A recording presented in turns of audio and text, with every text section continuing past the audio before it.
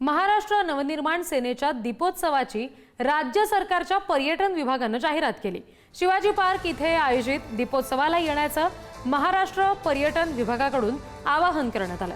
मात्र दीपोत्सवाचं आयोजन करणाऱ्या मनसेचा उल्लेख पर्यटन विभागाने टाळला।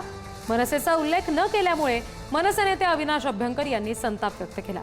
आमचे प्रतिनिधी श्रेयस सावंत यांनी त्यांच्याशी संवाद साधलाय, बघूया।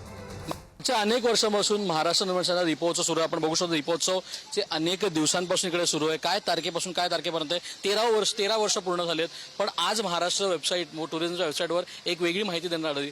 त्यांनी ह्याचं खऱ्या अर्थानं शेअर करत तुम्ही महाराष्ट्रात या हे पाहायला असं सांगण्यात आलंय। मात्र याचा विरोध तुम्ही करताय, काय सांगाल? विरोध म्हणण्यापेक्षा ना निदान थोडी अक्कल असती ना महाराष्ट्र टुरिझमच्या लोकांना, ज्यांनी हे केलंय हा मनाचा कद्रूपणा दाखवतो। एक तर त्याची माहिती ती अत्यंत अर्धवट आहे। शेवटी कसं असतं, जेव्हा आपण एखादी गोष्ट करतो ना त्यांनी करावं ना, लिहिण्याबद्दल काही हरकत नाही।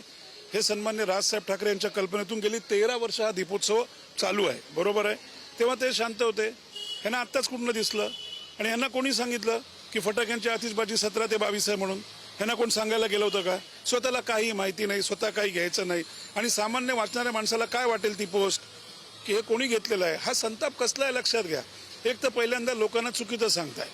जी काय फटाक्यांची आतिषबाजी आहे ती 17 ते 26 आहे, रोज संध्याकाळी 7:30 वाजता आहे। काल पाऊस पडून सुद्धा रात्री 8 वाजता केली। त्यामुळे मला वाटतं ह्यांना जर कुठली माहिती नसेल तर उगाच अकलेची त्यांनी दिवाळी दाखवायचं कारण काहीच नाही आहे। आणि पहिलं म्हणजे त्यांनी स्वतःची रिसॉर्ट्स आणि स्वतःची जी काय मॉटेल्स हॉटेल्स आहेत ती नीट सांभाळावी।